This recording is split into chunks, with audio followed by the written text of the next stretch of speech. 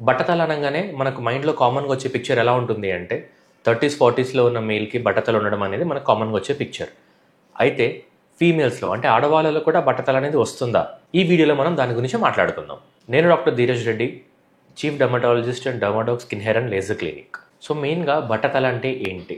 మనకు హెయిర్ అనేది ఒక హెయిర్ ఫాలికల్ నుంచి హెయిర్ గ్రోత్ అనేది జరుగుతుంది. అయితే ఈ హెయిర్ ఫాలికల్ అనేది డిఫరెంట్ ఫేజెస్లో మనకు జరుగుతూ ఉంటుంది అనమాట. హెయిర్ గ్రోత్ సైకిల్ అంటాము. ఈ హెయిర్ గ్రోత్ సైకిల్ ముఖ్యంగా 2 ఫేజెస్ అనేది ఉంటుంది. గ్రోత్ ఫేజ్ అంటాము, షెడ్డింగ్ ఫేజ్ అంటాము. గ్రోత్ ఫేజ్ వచ్చేసి అనజన్ ఫేజ్ అంటాము. ఈ అనజన్ ఫేజ్ ఆర్ గ్రోత్ ఫేజ్ మనకు 2 to 6 years డ్యూరేషన్ అనేది ఉంటుంది. ఈ అనజన్ ఫేజ్లో హెయిర్ ఎంతసేపు టైం స్పెండ్ చేస్తే మన హెయిర్ అనేది అంత థిక్గా అంత లెంతీగా ఉంటుంది. ఈ 2 to 6 years అయిపోయిన తర్వాత హెయిర్ అనేది స్లోగా టీలోజన్ ఫేజ్లోకి ఎంటర్ అవుతుంది. టీలోజన్ ఫేజ్ ఏంటి అంటే షెడ్డింగ్ ఫేజ్.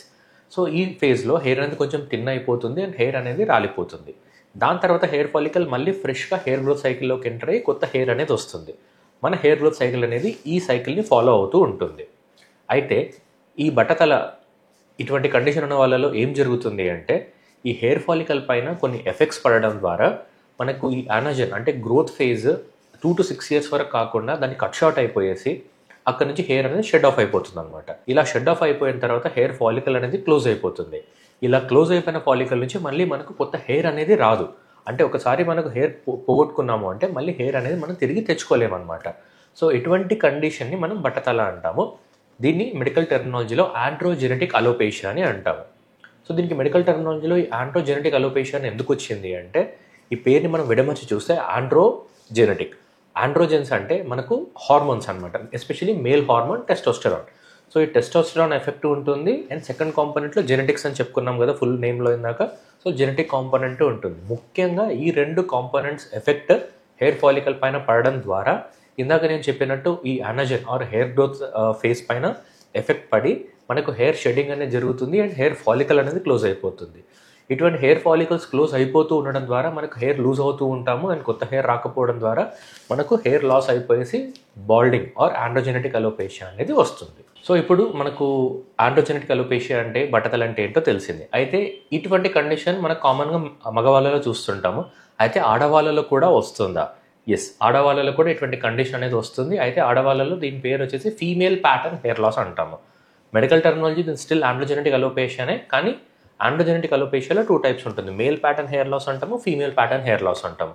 దీని అర్థం ఏంటి అంటే హెయిర్ ఫాల్ అయ్యే ప్యాటర్న్ మగవాళ్ళలోనూ ఆడవాళ్ళలోనూ కొంచెం విభిన్నంగా ఉంటుంది, అంటే డిఫరెంట్గా ఉంటుంది అనమాట. సో మగవాళ్ళలో ఎలా ఉంటుంది అంటే hair fall first hair line అనేది స్లోగా రిసీడింగ్ జరుగుతుంది, అంటే పైకి జరుగుతూ వస్తుంది.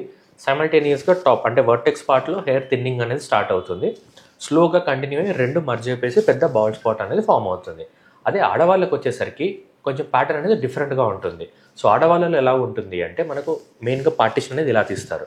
సో అలా పార్టిషన్ ఎక్కడైతే ఉంటుందో ఇటువంటి ఈ ఏరియాలో హెయిర్ థిన్నింగ్ అనేది స్టార్ట్ అవుతుంది. స్లోగా ఈ థిన్నింగ్ అనేది వైడ్ అవుతూ మెయిన్గా ఫస్ట్ మిడిల్ పార్ట్లో అనేది థిన్నింగ్ అనేది స్టార్ట్ అవుతుంది. స్లోగా సైడ్స్కి అనేది మనకు ఎక్స్పాండ్ అవుతుంది. ఇది మేల్స్లో అండ్ ఫీమేల్స్లో ఈ ప్యాటర్న్ బాల్నెస్కి ఉన్న డిఫరెన్స్. ఇప్పుడు ఆడవాళ్ళలో ముఖ్యంగా 3 reasons వల్ల ఈ pattern hair loss or baldness అని చెప్పొచ్చు. 3 reasons వల్ల రావచ్చు. అందులో ఫస్ట్ వచ్చేసి జీన్స్ అనమాట. జీన్స్ అంటే మన పేరెంట్స్ నుంచి గ్రాండ్ పేరెంట్స్ నుంచి మనం ఇన్హెరిట్ చేసుకునే జెనెటిక్స్. సో మనకు ఫ్యామిలీలో ఎవరికైనా కానివ్వండి బట్టతలు ఉంది అంటే మనకు నెక్స్ట్ జనరేషన్లో బట్టతలు వచ్చే ఛాన్స్ అనేది కొంచెం హైగా ఉంటుంది. సో ఆల్వేస్ చాలామంది ఏం చేస్తారు అంటే ఫాదర్ సైడ్ మాత్రమే చూస్తారు.